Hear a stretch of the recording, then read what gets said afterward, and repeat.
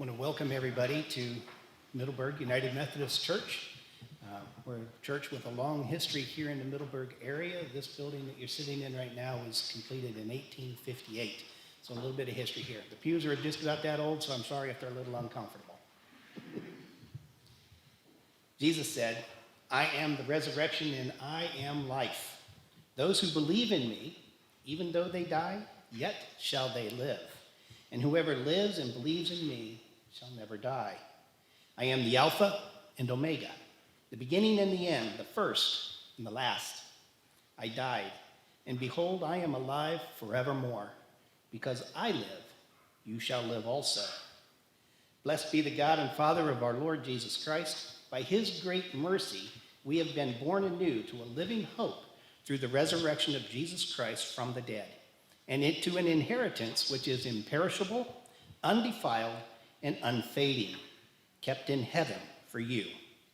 In this you rejoice, though now for a little while you suffer trials, so that the genuineness of your faith may prove itself worthy at the revelation of Jesus Christ. Without having seen him, yet you love him.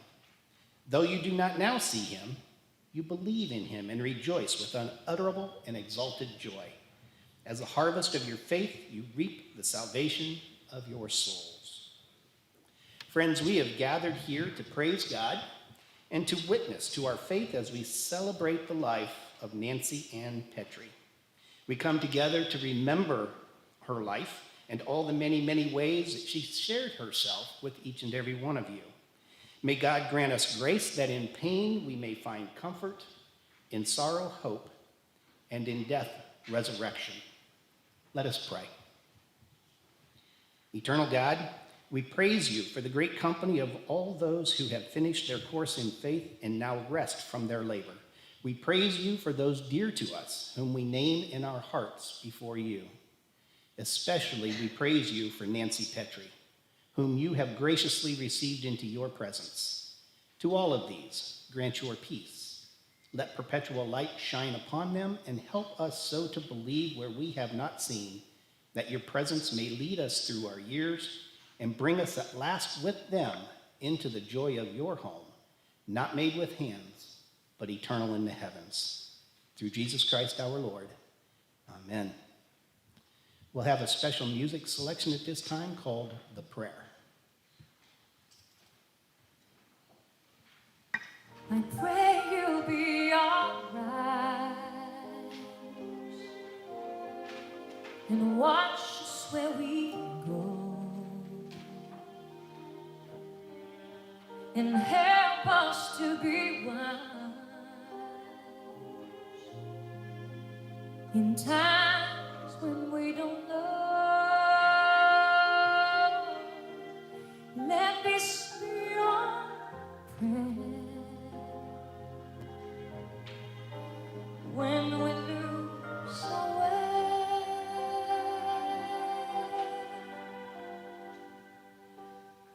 lead us to a place, guide us with your grace, to a place where we'll be safe. La luce che tu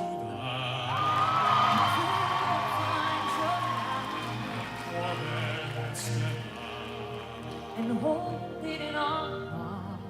a ricordarci che When stars go out each night, l'eterna stella sei nella mia preghiera. let this be our prayer. Quanta fede When c'è, shadows fill our days,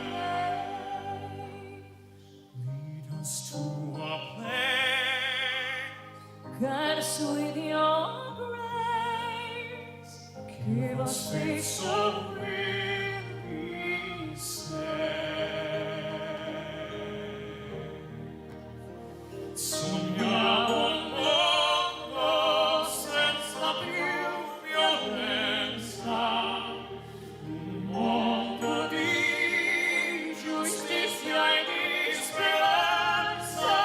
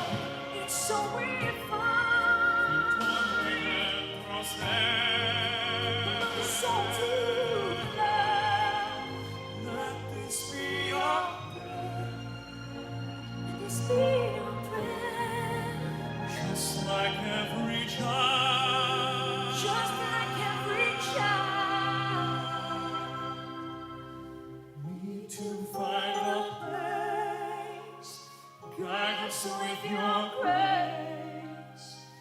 Give us faith So to will be saved. Never again, happiness and joy bright.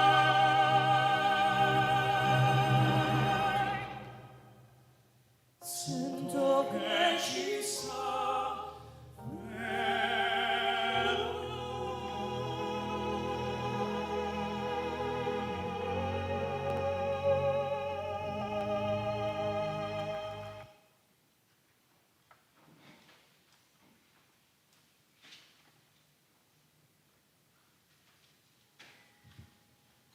Hear now these words from the Gospel of John, 14th chapter, beginning with the first verse. Don't be troubled. Trust in God. Trust also in me. My Father's house has room to spare. If that weren't the case, would I have told you that I'm going to prepare a place for you? When I go to prepare a place for you, I will return and take you to be with me, so that where I am, you will be too. You know the way to the place I'm going. Thomas asked, Lord, we don't know where you are going. How can we know the way? And Jesus answered, I am the way, the truth, and the life. No one comes to the Father except through me. Have another piece of special music. Great is thy faithfulness.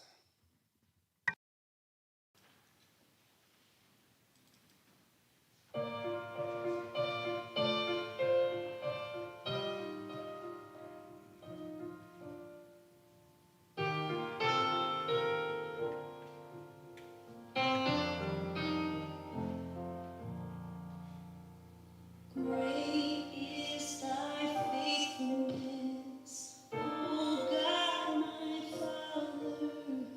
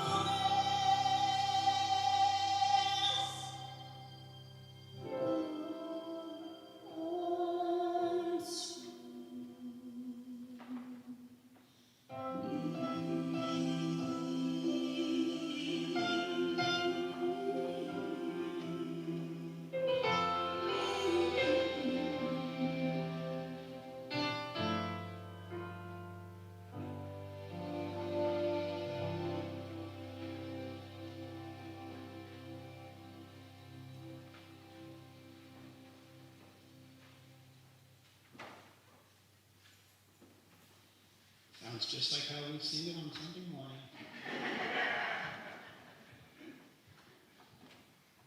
There will be a poem reading now. It's called God Looked Around His Garden.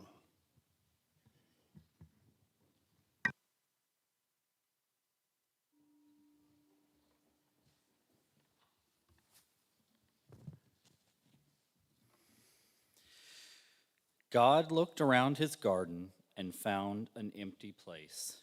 He then looked down upon the earth and saw your tired face. He put his arms around you and lifted you to rest. God's garden must be beautiful. He always takes the best. He saw the road was getting rough and the hills were hard to climb, so he closed your weary eyelids and whispered, "Peace be thine." It broke our hearts to lose you, but you didn't go alone, for part of us went with you the day God called you home.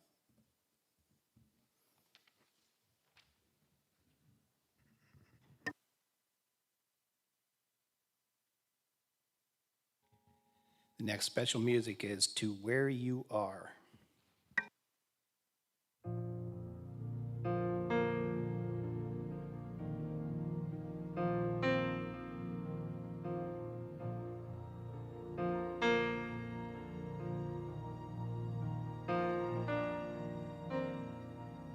Who can say for certain?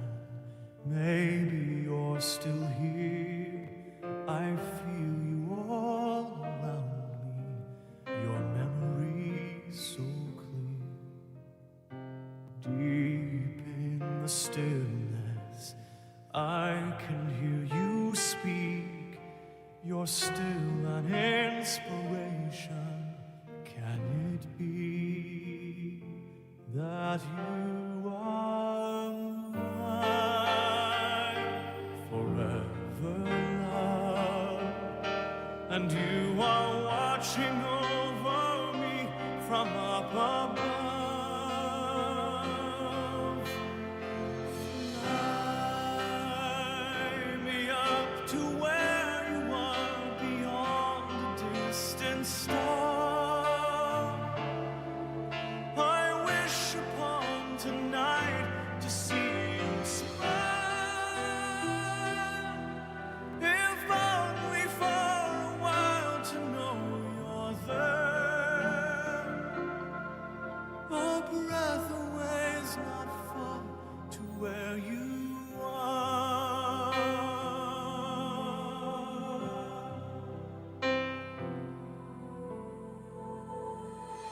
I'm gently sleeping here inside my dream, and isn't faith believing all power can't be seen?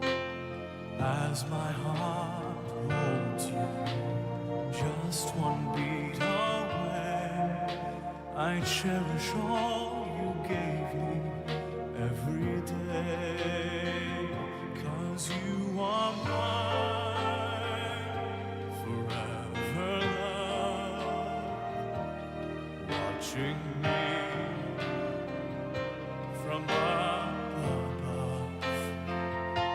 And I believe that angels breathe, and that love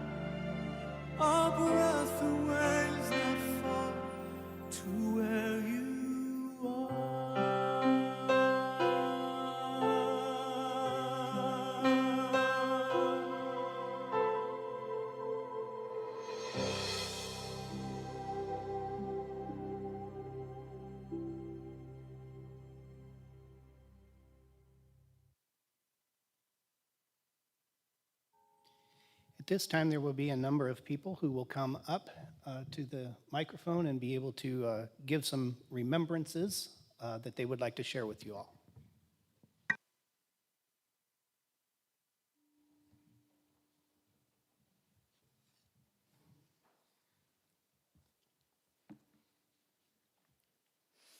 Good afternoon. My name is Susan Safara, and it is both an honor and a heartbreak to be standing here today. I met Nanci Petry when I became best friends with her daughter Jennifer on the first day of kindergarten.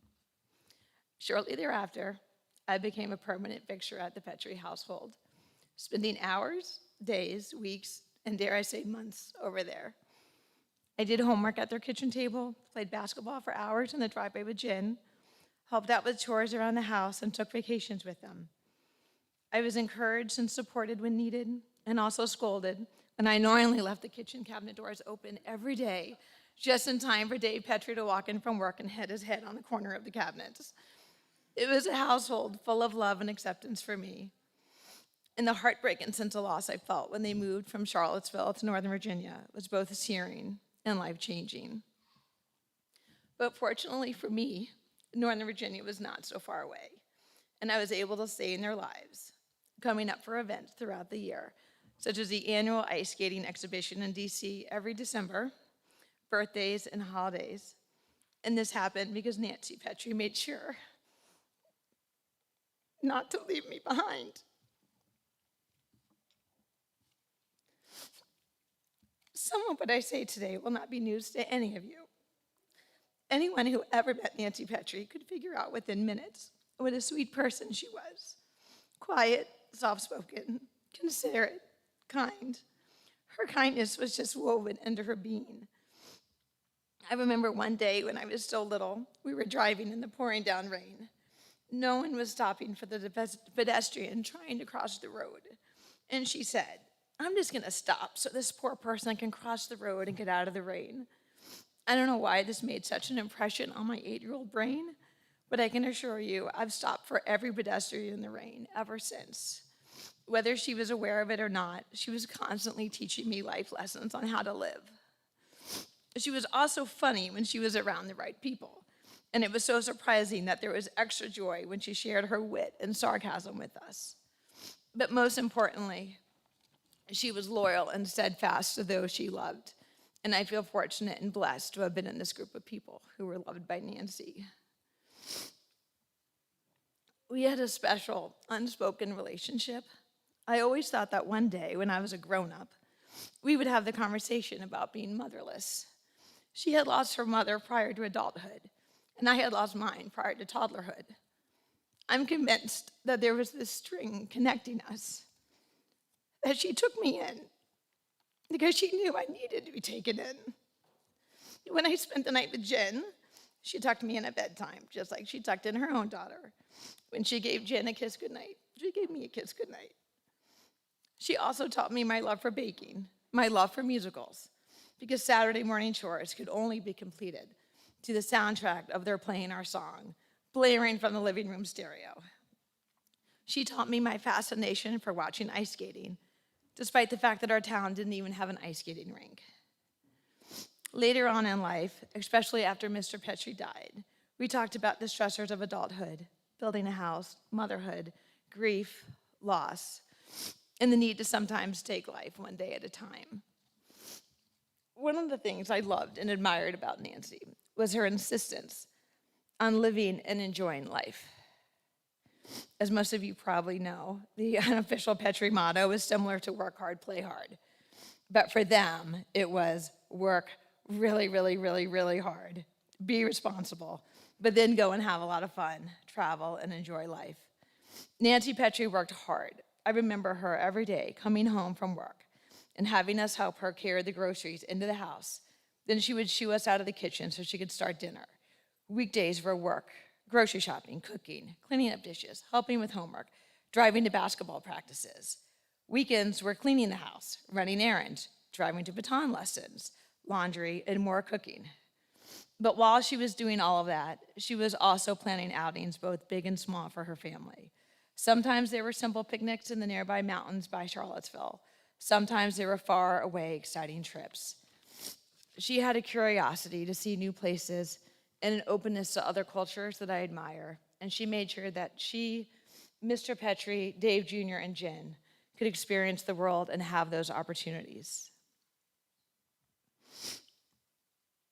Jen, I wish I could take away your hurt and your pain, but there are no words that will do that. I hope you can find solace in knowing that you were your mom's life. The joy she felt watching you grow up, your spunky little attitude, your toughness on the basketball court, your amazing work ethic. You were a parent's dream, but not just because of what you've accomplished. Since your dad's death, you have shouldered everything. We all saw how loyal, caring, and giving you were to your mom in these last several years. A parent's dream is that your children grow up to become your friends. And I can't think of a more true example of this. Her last days were brutal, but I witnessed you being the most loving and devoted daughter anyone could ever wish for. You embody so many of the great traits in her that I just mentioned, and I know that she's looking down with absolute pride and gratitude at the amazing person that you've become. I know you feel her loss deeply to your core, but remember, she is always with you. I'd like to finish with a quote I saw recently, which I think your mom sent me from heaven via Facebook. It said, "I will learn to live in the sunshine of your life instead of the dark shadow of your death." Jen, your mom knew heartbreak and loss, but she chose to live in the sunshine and make her life great. We are all here for you as you follow in her footsteps. Choose the sunshine, Jen, and we love you. Thank you.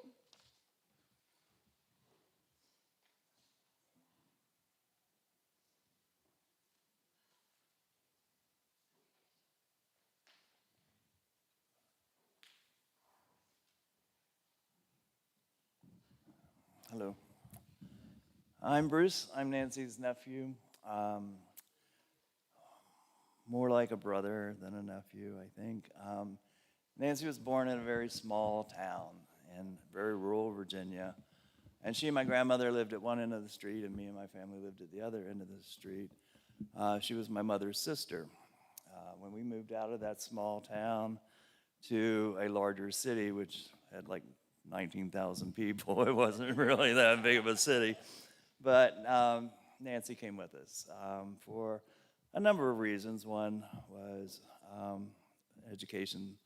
One was that it would offer her more than this little rural place. And Nancy was definitely not a country girl. So I think as my memories go back to my earliest memories, Nancy is included in all of them.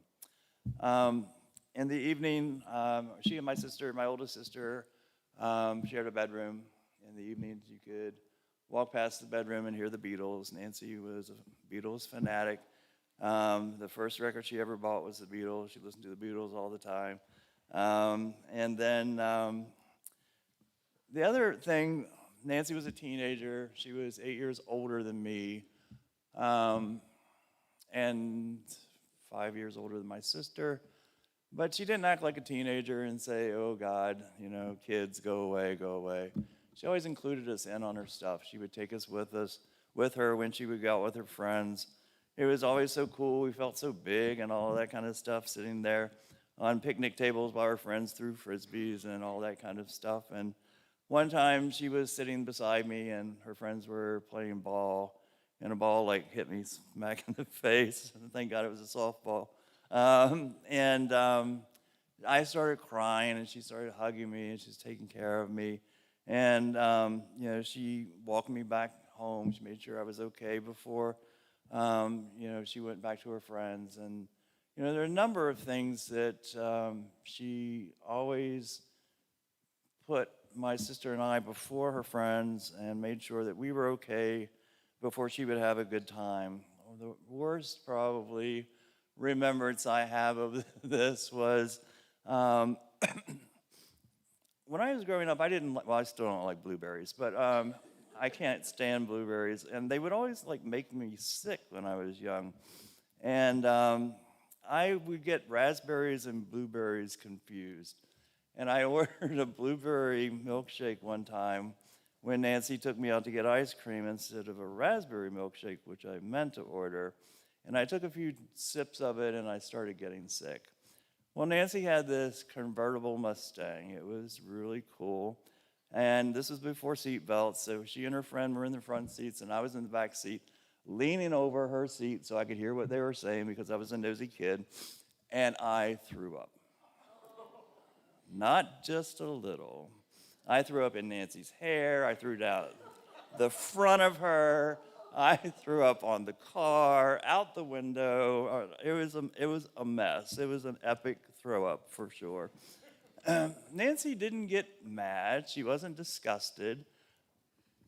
She took me home. She had vomit all over her, mind you, and cleaned me up.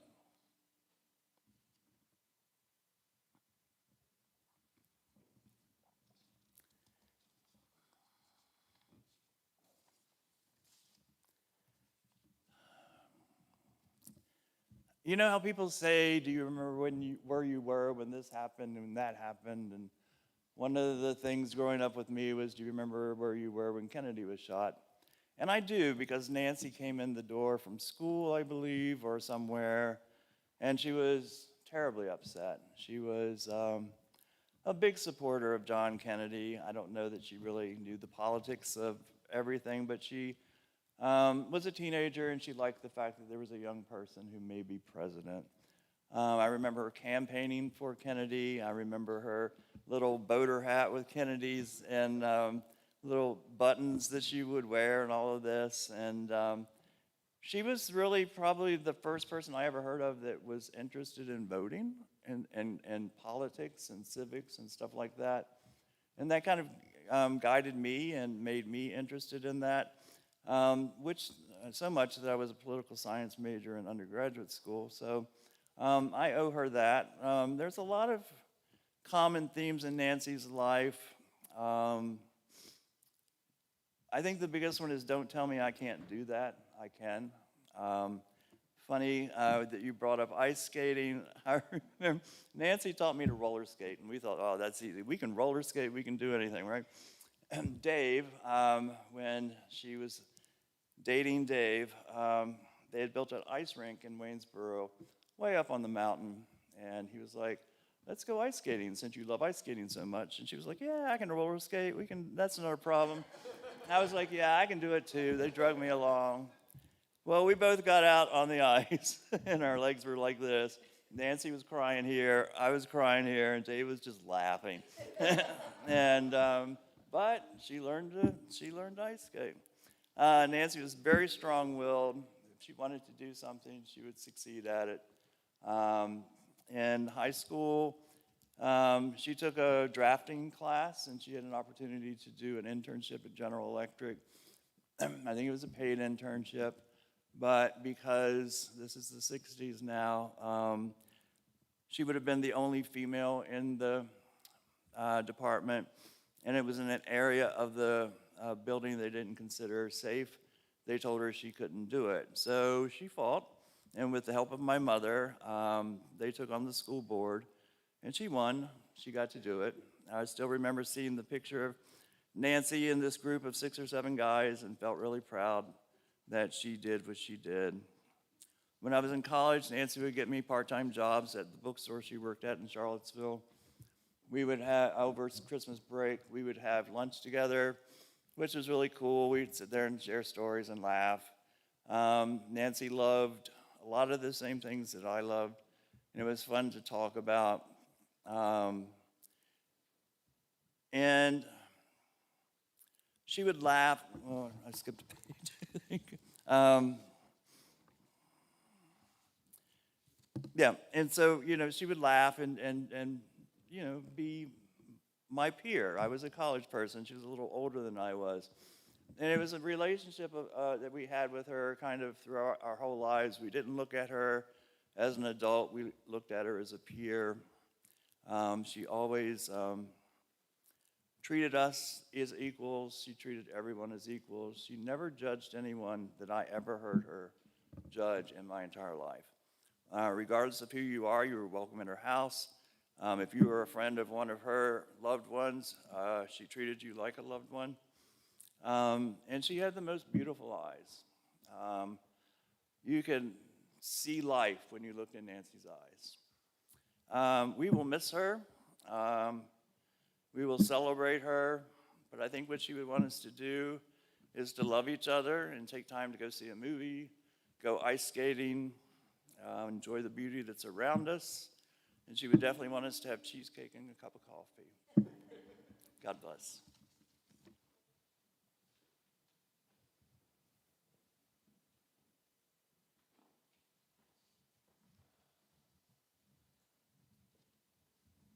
Hello, my name is Butch. My life with Nanci started as a tag-along to Jennifer. We'd go to birthday parties, we would go to holidays, and it would be the guy that's going with that Jennifer brought in. And usually what would happen is Jennifer and her mom would be in the kitchen cooking or talking, and Dave and I were just trying to stay out of trouble, so we were hiding from wherever we could do. And that went on for the first few years. I got to know Nanci a little bit better. And then, unfortunately, in 2006, I lost both my parents within a matter of months of each other. And it was amazing how Nanci just opened up. I mean, she just accepted me into her house, and she made it real clear to me that I was always welcome there. And I wasn't a tag-along to Jennifer, but I was actually a separate person. And that also meant that I started to learn the house rules, there were house rules that you had to learn. But it was just very opening, and she was very inclusive to get me to be involved in what her family did. And then a few years later, unfortunately, we lost Dave, and the relationship I had with Nanci changed again. This time it became the things that would end up on Dave's honey-do list now ended up on the butch-do list. So I was doing all the things around the house, those little things that have to be done, and I got to really know Nanci. I got to know a lot more about her. And as she started sharing stories about things that went on at the teddy bear store, or things that went on at Wolf Trap, or things that went on with her second family, which was at JK, I started to realize that all of these special things that Nanci was doing for me and how she was being so graceful and being so inclusive to keep me with her family was how she was towards everybody that she met. It didn't matter if you were a coworker of hers, or a customer that she was taking care of, or somebody that she just met. She was always taking care of people. She always wanted people to have the best experience they could in life. That loving, caring attitude was just wonderful. I think one of the best examples that I saw in all the time I knew Nanci of this was the final project she did while she was working at JK. At JK, she took on a task to show the drivers how much the company appreciated them. And for a period of about 6 or 7 months, for a period of 12 months, thank you. For a period of 12 months, she came up each month and she did a customized gift bag that she would make for these drivers. And she would, what a lot of people don't know is that this was in addition to her full-time job. Nanci would spend the evenings, the weekends, researching to find just the right tag to go on the bag, just the right color bag, just the right color ribbon. There would be times where she'd get a box full of ribbons and she'd only pick one of the ribbons, and then she'd send me back to UPS to return the rest to Amazon.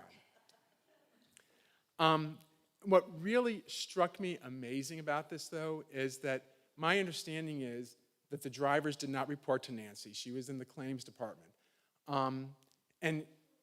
But she still put 100% of herself out to produce these 200 bags every month for the drivers, to show them how appreciated and how important they were to the business. I don't know about you all, but I've worked for a lot of big companies, and I've worked for small mom and pop businesses. And I don't think I ever have worked for a manager that has put that much effort into telling me they appreciate having me in the business. But that was Nanci Petry. That was how she was. She wanted everybody to feel wonderful about what they did. The last year has been difficult. Obviously, after Nanci found out, it's been challenging. But the one thing that impressed me the most about Nanci is that she never, ever came out in having a bad attitude or feel sorry for me or look at how bad I am. Instead, she kept the same great personality that she had her entire life. I remember on the last 4th of July, she had some family come visit. And I thought the day when we were getting there that the day came, I thought this is going to be challenging. And I tried to really prepare myself for what was going to be a challenging day, because at this point, Nanci hadn't really come out of the bedroom that much. And she wasn't feeling well at all. But Nanci surprised me on that day. She came downstairs. She was happy. She was that great, charming host that you always expected out of Nanci. She spent the entire day down with them, talking, comforting them, making them feel better about what was happening. Never did she say, feel sorry for me. Never did she say, oh, I need to go because I don't feel well right now. She stayed all the way through the very evening with them, being as happy and cheerful as she could possibly be. To me, it was very inspirational. I hope that if I ever have to go through what Nanci went through, I have the ability to be able to keep that great of a spirit going throughout the time. She was definitely amazing in that. While I was preparing my remarks for today, a song came on the radio. It's a song by Alabama. And the name of the song is The Angels Among Us. And it's a song that talks about how there are angels that walk with us every day on earth. And these angels are here to help us, to guide us when we get lost, to help us through those really rough spots in life, and to generally make our lives better. And as I heard that song, I thought to myself, this is Nanci Petry. That's what she did with everybody that she met. She always wanted people's lives to be better. And she always wanted you to be happy and feel that you were being a valued member to society. And in that, I know Nanci was taken from us at a young age, much sooner than she should have been. But I find comfort in it because I truly believe that Nanci Petry was an angel. And she was sent here to earth to help us and to guide us through our path of life. And what happened is God took her back because he had a much more important task for this wonderful angel, this angel that we knew as Nanci Petry. Nanci, God bless you. We all appreciate how much you touched our lives in so many positive ways, and we definitely enjoyed every moment that we had the opportunity to spend with you. And we will miss you, but we will remember how wonderful you were and carry your spirit on with us for the rest of our lives. And also, God bless all the people that are here today, all the people that are joining us and being able to celebrate the life of this wonderful person. God bless you, and thank you.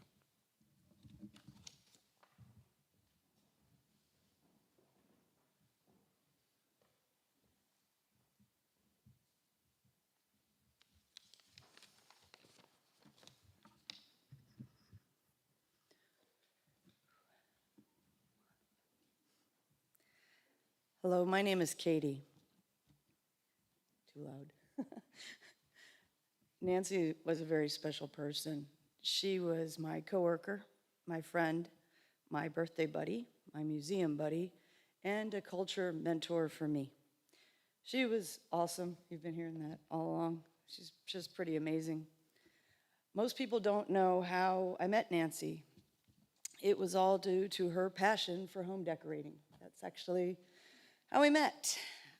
About 20 years ago, she transitioned from the travel industry, and in order to decorate her new and stunning home, she decided that she needed a job and decided to give our company a try. I knew I really liked her from our first meeting, though she was a little bit too nice, and I really wasn't too sure she was going to work as a claims analyst. I really didn't think it was going to work. But she joined our team, and it began the start of a really great friendship. At first, it was a pretty uneven match. There's a few people here in the room that know that. We were kind of a yin and a yang, if you will. But we kind of balanced each other out. She actually was a fantastic claims analyst. She was amazing. She was so good that our boss is Chuck, and he often would tell me, oh man, they better not run out of any rooms because Dave, I'm gonna have to talk to Dave about extending the house. She can't go anywhere. When I finally did meet Dave, I'm pretty sure it was a company picnic, I was a little awkward, I was a little nervous because I had heard all these fantastic things about Dave, but I was a little nervous. And Dave walked square right up to me, and he was like, very directly, I'm really not too sure if it was a good thing that Nanci came to work for you. And I just looked at him and I said, sir, I beg your pardon. I haven't even met you yet, you know, I promise I'm a good person.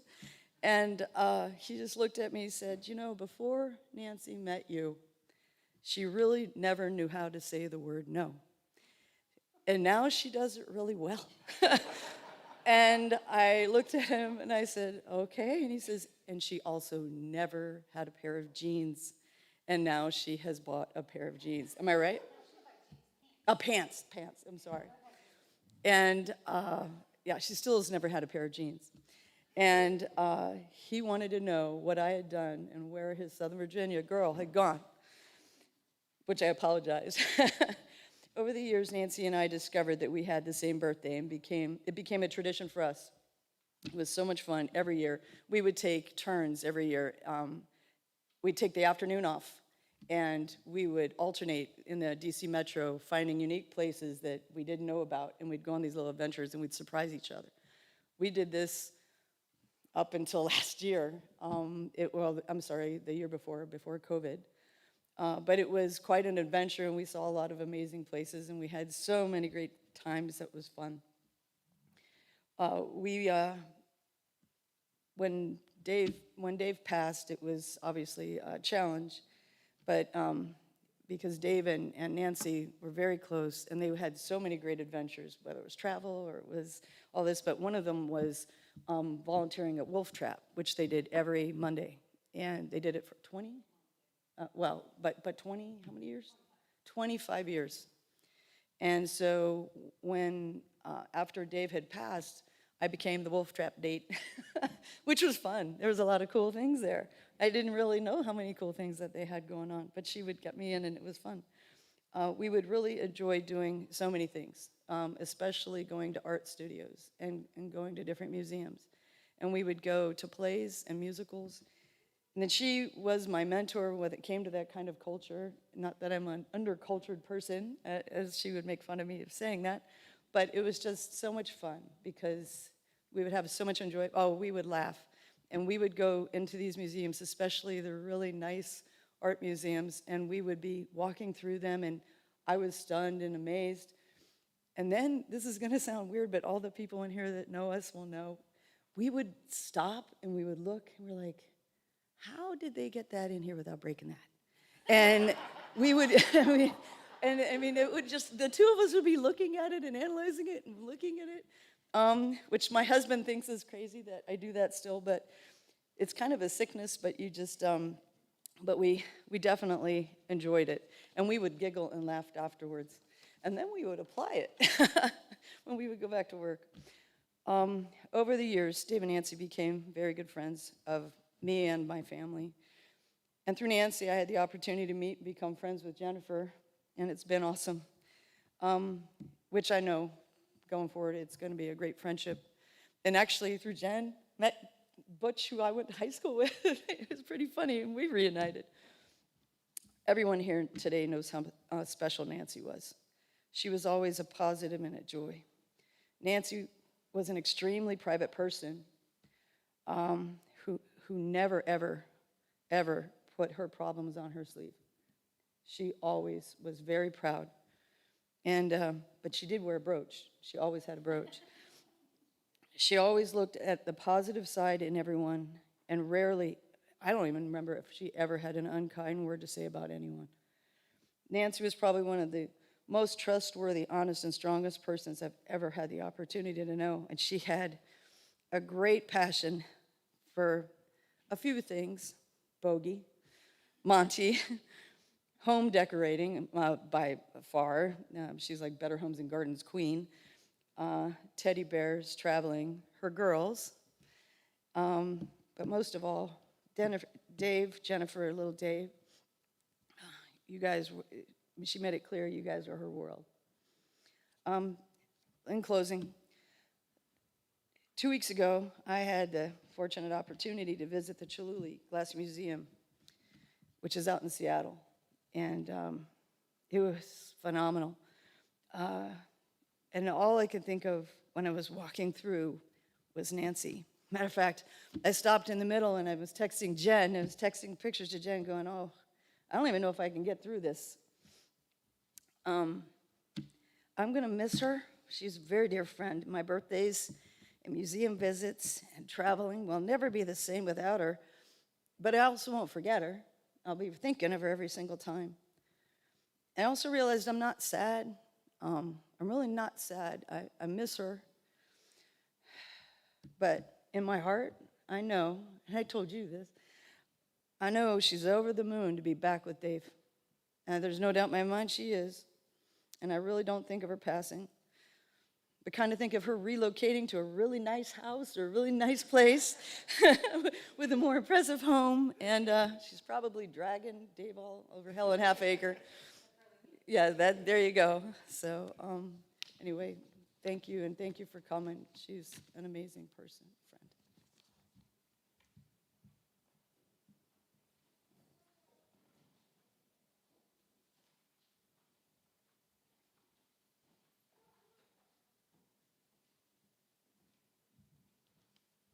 I walked around the rear of the church because I was concerned that Bruce may have accidentally eaten a blueberry muffin this morning, and I didn't want to take any chances. But when I walk up and see Nanci's photograph, I think small yet mighty, soft yet strong. My name is Chuck Kuhn, and I had the pleasure of working with Nanci for over 20 years. I might have worked for her, and no one told me, but we had a lot of good times working together. And I must apologize to Nanci. I completely misjudged Nanci when I first met her. As Katie mentioned, they had interviewed together, and Katie came and said, I found a really, really good person that I think is going to be great in the claims department. I want you to meet her. And I met Nanci the first time, and I said, wow, what a sweetheart. This lady is really kind, professional, exactly what you see when you look at Nanci's picture. And I said, but Katie, this is claims in the moving and storage industry. This is tough stuff. And Katie's like, Chuck, give her a chance. I'm telling you, she's going to do a great job. And boy, did I misread this 5-foot-tall professional lady that came in to interview. She was absolutely the professional that we thought she was. She was kind. She was even-keeled. But she walked softly and carried a big stick. She reminded me of the movie Walking Tall. Ultimately, Nanci ran the claims department for us, and she built a culture and built a team second to none. The loyalty she built within the organization, Nanci was never the concern. It was the customer was the concern. Her team was the concern. People that were outside of the group were her concern. Nanci always came last. I could go on, and Butch, you talked a little bit about what Nanci had done with respect to the gifts for the drivers. That was special, and that was never asked of her. That was something she came up with. That's this big. The list of things like that Nanci has done for others is longer than I am. Excuse me. I could go on and on. She has built a legacy that will last at JK for a long time. A legacy of doing what you need to do without being asked, looking out for others, showing care and respect. Nanci, thank you. We owe you a great deal of appreciation. Jennifer, thank you. You've done a great job taking care of your mom, as we all knew you would. We all appreciate it. I know it's not easy. And Nanci, we all miss you. Thank you.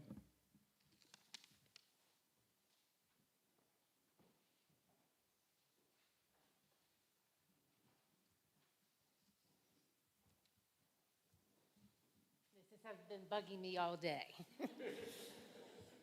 My mother would not have that happen. I'm Jennifer, Nanci and Dave's daughter, for those of you who don't know me. I had not planned on speaking today, but a dear friend of mine who's back here going like this, I have a lot of admiration for him and respect, and he encouraged me to get up here and speak to you guys today. So here it goes. So my mom was my best friend. She loved me and adored me. She would do absolutely anything for me. I was so lucky to have been gifted with such an amazing mom. As a young child, this was not obvious to me. She was a doting mom who tried her best to turn me into a lady. She had me in beauty contest, sent me to white gloves and party manners school. And I am sure she must have thought she completely wasted her money. She was a woman who knew etiquette like no one's business. I truly think that she knew etiquette better than the queen herself. And the joke at the house was she was the queen. And a little side story, if no one in here knew, apparently when the queen stopped eating, you stopped eating. And we were all so grateful, except for me, that I wasn't queen, because I eat faster than anybody, except for maybe one of my friends. And she took her sweet time, and thankfully we were all able to finish our meal. So after my dad died in 2015, I moved in with my mom, and our little village was formed.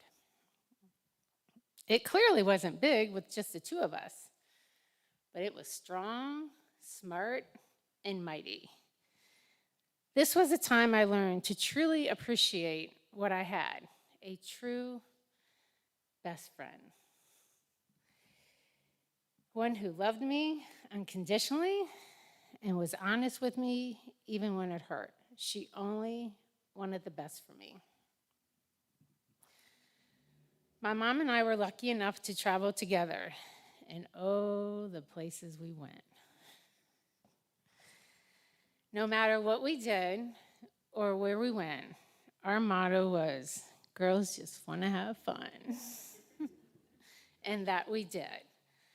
One of our many trips to New York City was at Christmas time. We saw one of her beloved men, Josh Groban, on the plaza, went to see the lighting of the Rockefeller Christmas tree, took in a show, and shopped till we dropped. The weather was very fitting, as there was a substantial snowstorm. Some of our other adventures included horseback riding on the Icelandic ponies. I don't think either one of us had ever gone horseback riding. And we had no idea how to control those horses. But we laughed, and it was muddy, and we all know Nanci Petry never got dirty. Never, ever did she get dirty. I, on the other hand, have dirt under my nails, so I never get a pedicure or manicure because I'm always using my hands. Let's see. I don't think either. Let's see. We saw the Moai in Easter Island, hiked in Patagonia, visited Bahia Bustamante in Argentina, where we were very lucky to walk amongst the penguins all by ourselves, enjoyed cooking classes all around the world where we went, saw Andre Bocelli at the Acropolis, and ate chocolate like Lucy and Ethel in Belgium. Those were certainly amazing adventures and memories I will cherish forever. My mom was always in the know, and she would find the neatest things to do, although I didn't always think so before doing them. But I loved her, and I just wanted to spend time with her. That's all that mattered to me. So we took a trip to Nashville, And on the way back, she planned for us to stop in Floyd, Virginia. For those who don't know Floyd, Virginia, I don't think it has a stoplight there. And we went to the Friday night Floyd County Store Jamboree. I don't know where she comes up with this stuff, but we walk in, and she was all about the music. And the fiddlers were playing, and it was so crowded, and we're sitting in little folding chairs, and we were definitely in the country. And I was like, oh my God. But I love her, so I'm along for the ride. So we sit down, get something to eat, and all of a sudden this old man comes up and taps her on the shoulder to come dance. And I laughed, and I just thought to myself, my dad must just be dying up there. Because what I didn't say, when we were in Nashville at a bar, a man was hitting on her, telling her that she had great legs. I thought to myself, really? But anyway, she got up dancing, and then the joke was on me because his friend came up to ask me to dance. So the two left-footed ladies danced the night away with the well-versed local cloggers. We didn't have to travel to have fun. We enjoyed visiting the embassies downtown in May, dreaming of where we wanted to go next. Took in many shows at Wolf Trap and other surrounding venues, picking pumpkins in the fall, sharing craft projects, picking up the perfect gift for a friend or loved one, or simply sitting in the same room, not saying a word, but knowing you are with your best friend. She was a very meticulous lady. For those who have worked with her know exactly what I mean. Whether it was a work project, decorating her home, or wrapping a present, she never missed a detail, even when she was sick. One day, when she was going to an appointment, she apparently stopped and fixed the lampshade, but she made sure to tell me later that it was crooked. And then she made sure to also tell me that the trash can that I had emptied for her was put down backwards. I didn't even know it had a front to it. So her attention to detail carried out in everything she did. So I hope on this special day of remembrance of my mom that I made her proud and I didn't miss a detail. Some of the things I chose to represent her are the beautiful sunflowers, which was my mom and my mother-daughter flower. The Irish poem that was chosen to carry out her heritage that she loved so much and celebrated every St. Patty's Day with her dear friend Sue, who loves St. Patty's as well. The three bears. Gosh, she had the most extensive bear collection. A friend of mine said to me, I wouldn't want all those eyes staring at me. And then she got to know my mom and realized, wow. So my mom gave me this sunflower bear because of the obvious. I brought the angel bear because I believe that she is in heaven being my angel as she was on earth. And the nurse bear.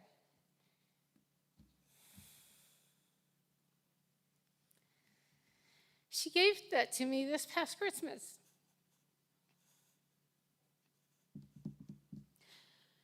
With a note that said she had bought it for herself. But since the roles had reversed, she wanted me to have it. And I will cherish it until the day I die. A Native American poem for her love of the Native Americans. For those of you who don't know, she named her house Hasso. I don't know if I said it right, but that's what it's coming out as. But which came from the Navajos And it means a positive, beautiful, harmonious, happy environment that must be constantly created by the thoughts and deed. It encourages us to go in beauty and to enjoy gifts of life in nature and health. Another thing I chose to honor is her urn. I personally think it is absolutely beautiful, just like she was on the inside and out. I believe if my mom was here to say goodbye to each and every one of you, she would tell you, when you wake up in the morning, be grateful. To each person you encounter, be kind. Live your life to the fullest, and don't sweat the small things, as she constantly told me not to do, and I still do. So I thank each and every one of you for coming here and honoring her, and all of your love and support that you have shown my mom over the years, and that you've shown me. I have gotten new sisters, new families, and I am grateful for everything that you guys have done for me. So thank you.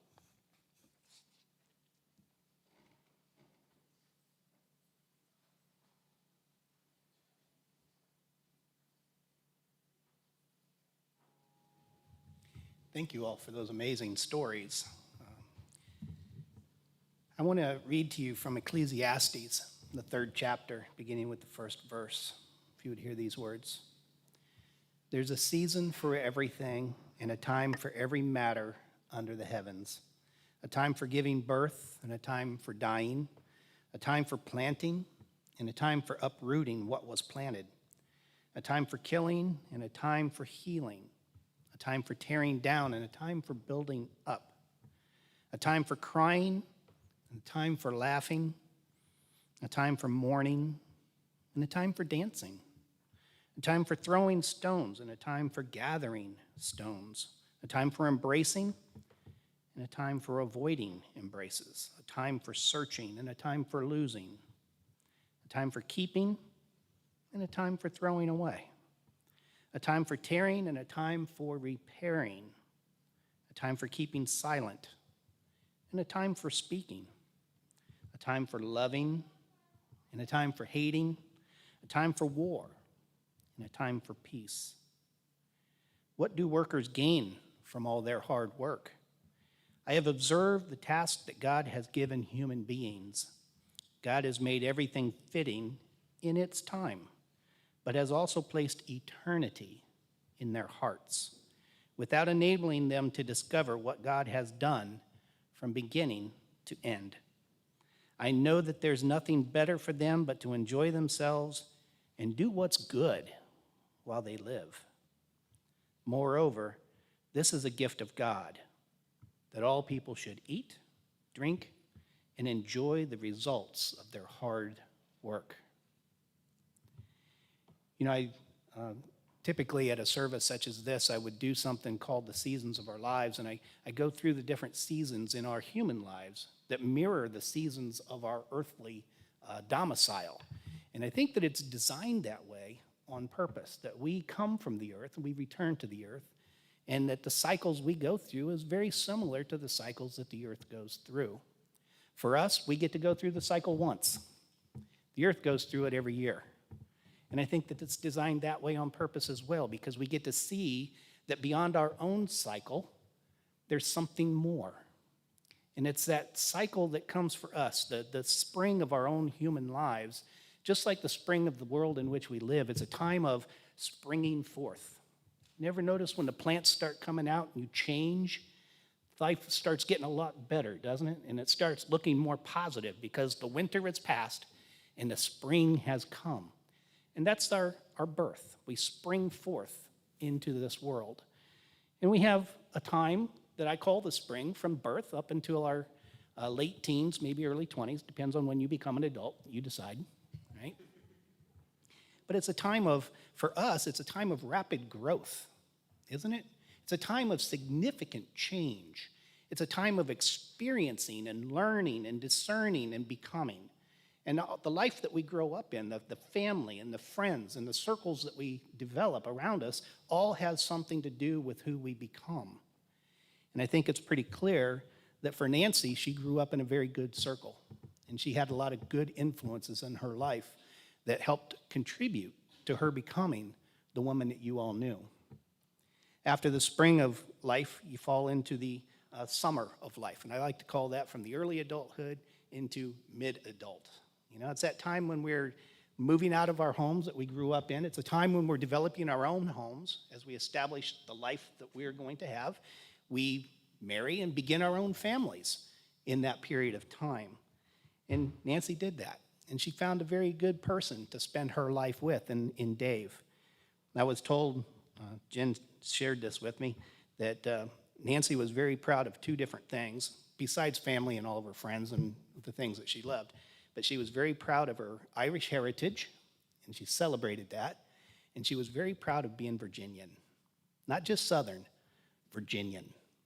And I was told that it was kind of funny because Dave, who was not a Virginian and could never be a Virginian, by Nanci's standards, at least gained the title of Virginia gentleman.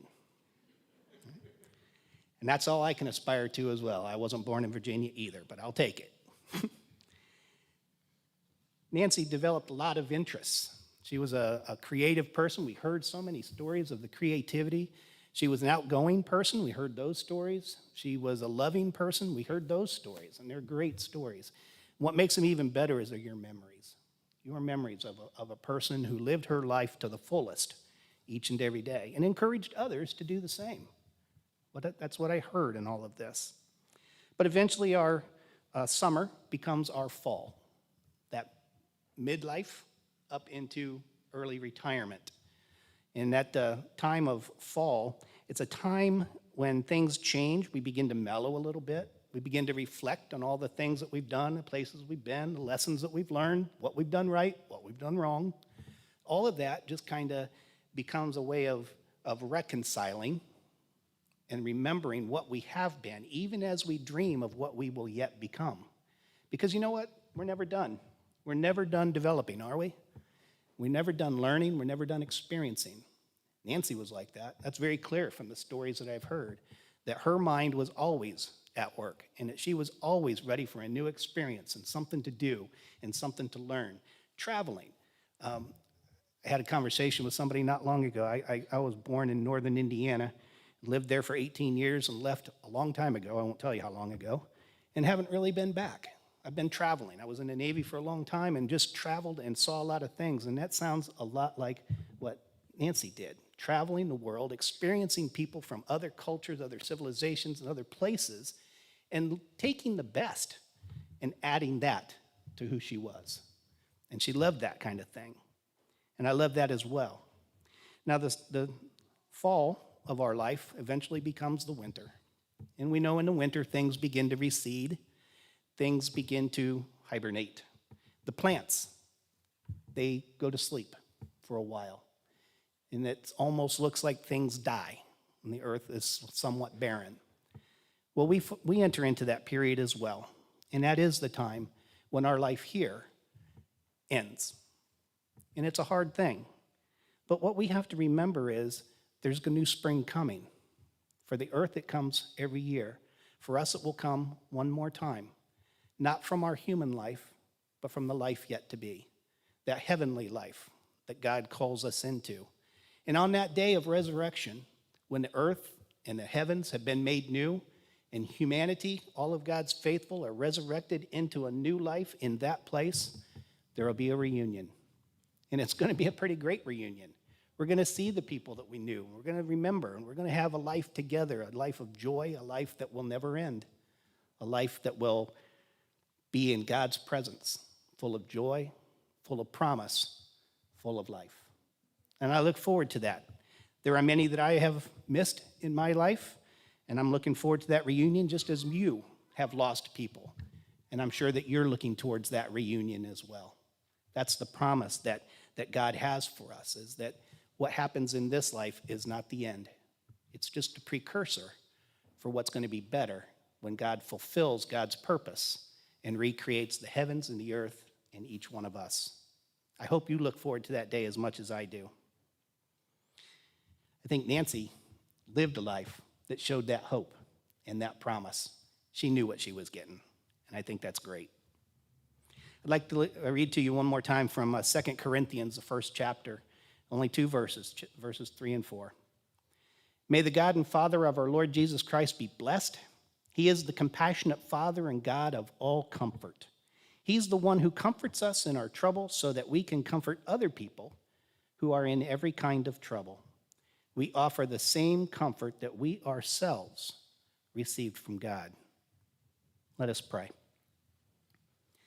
God of love, we thank you for all with which you have blessed us even to this day, for the gift of joy in days of health and strength, and for the gifts of your abiding presence and promise in days of pain and grief. We praise you for family and friends, and we thank you for Nanci Petry, whom for a while you shared with us. Before she was ours, she is yours. For all that Nanci has given us to make us what we are, for that of hers which lives and grows in each one here, and for her life that in your love will never end, we give you thanks.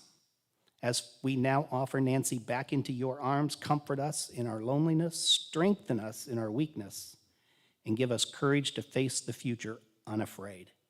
Above all else, we thank you for Jesus, who knew our griefs, who died our death, and rose for our sake, and who lives and prays for us. And as he taught his disciples, so now shall we all pray together the Lord's Prayer. Our Father, who art in heaven, hallowed be thy name. Thy kingdom come, thy will be done, on earth as it is in heaven. Give us this day our daily bread. Forgive us our trespasses, as we forgive those who trespass against us. And lead us not into temptation, but deliver us from evil.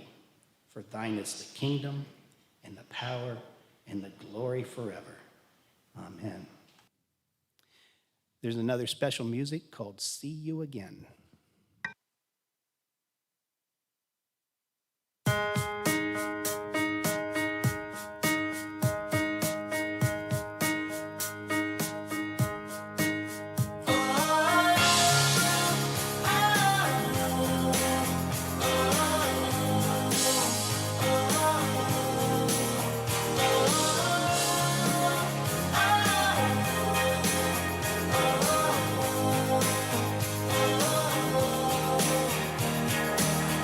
Said goodbye, turned around, and you were gone, gone, gone. Faded into the setting sun. Slipped away, but I won't cry, 'cause I know I'll never be lonely. For you are the stars to me. You are the light I follow.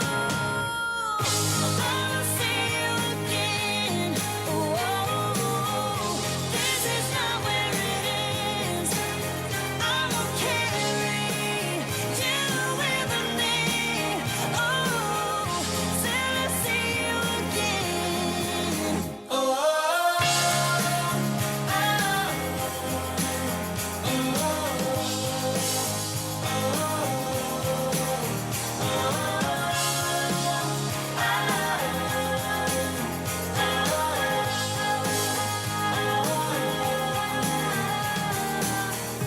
I can hear those echoes in the wind at night, calling me back in time, back to you, in a place far away where the water meets the sky.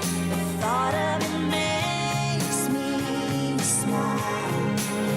You are my tomorrow.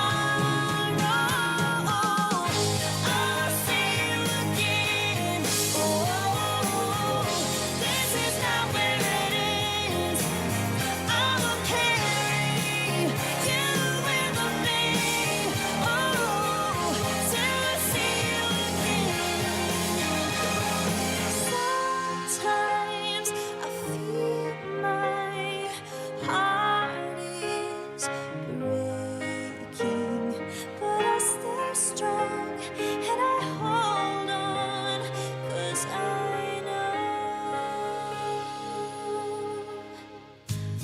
will see you again.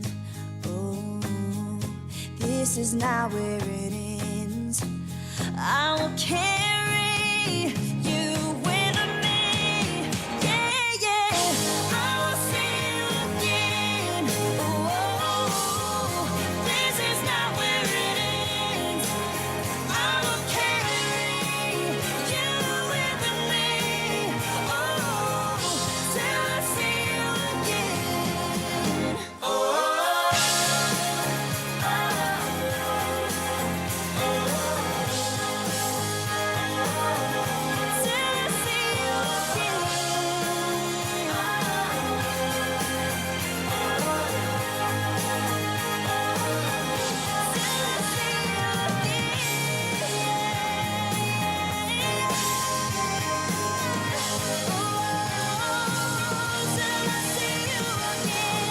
Said goodbye, turned around, and you were gone, gone, gone.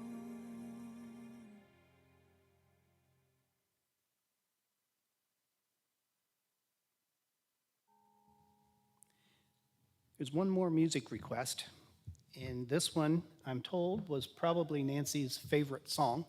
And as I've heard the stories that were told here today and learned a little bit more about her and felt like I might have even known her a little bit from the sharing that was going on, I think that she might have felt a kindred soul with the author of this particular, the composer of this particular song. See, like she was told no sometimes and she couldn't do something, and she would say, "Oh, yes, I can, just watch me." The person who composed this particular piece, his name was Adolphe Charles, lived from 1803 to 1856. When he told his dad that he wanted to be a composer, his dad told him, "Oh, no, that's not what you're going to be. You're going to be a lawyer." Kind of funny, since his dad was a music professor at the Paris Conservatory at the time. But he, not to be outdone, not to be put aside, even though as he studied to be a lawyer, he also secretly studied music.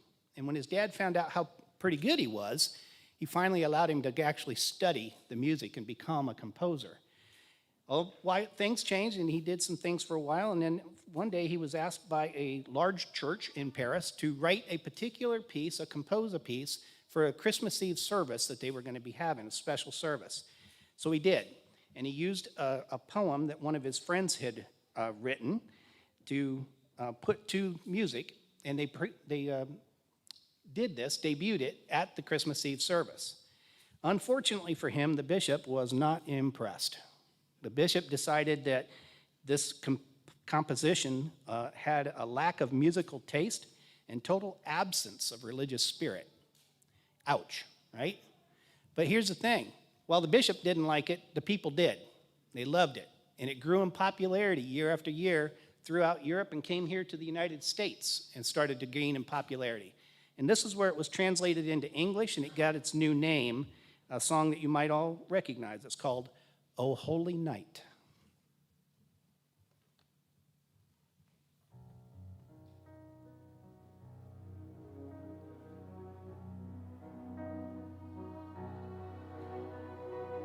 Oh, holy night, the stars are brightly shining. It is the night of our dear Savior's birth.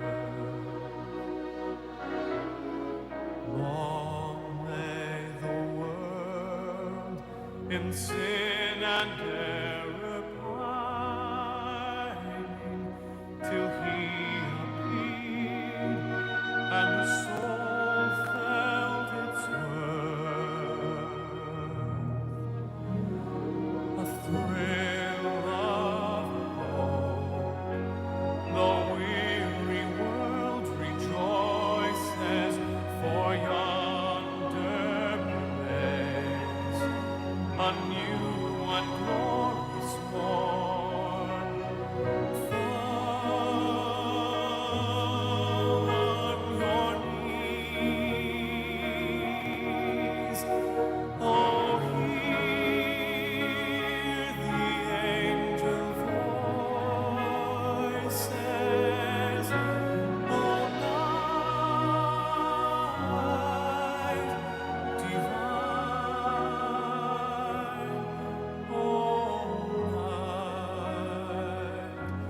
when Christ was born. Oh, night divine,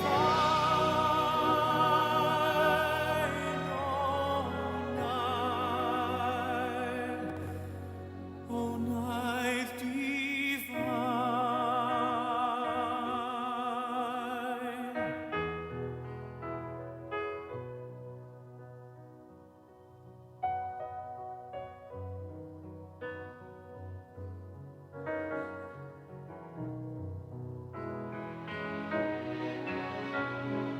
Chains shall he break, for the slave is our brother, and in his name all oppression shall cease.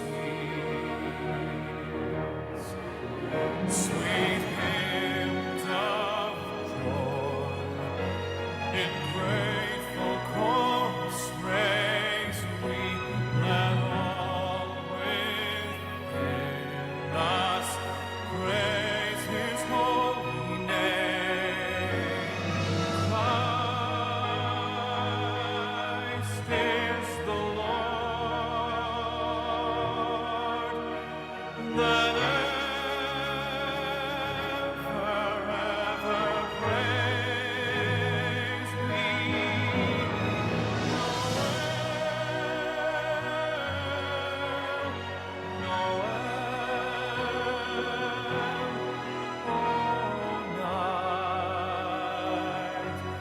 Oh, night divine.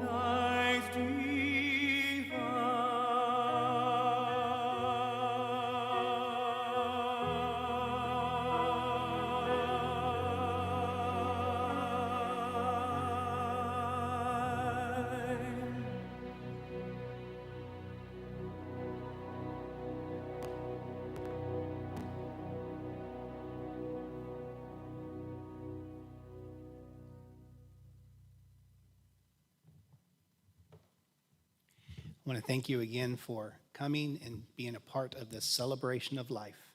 And this concludes our service.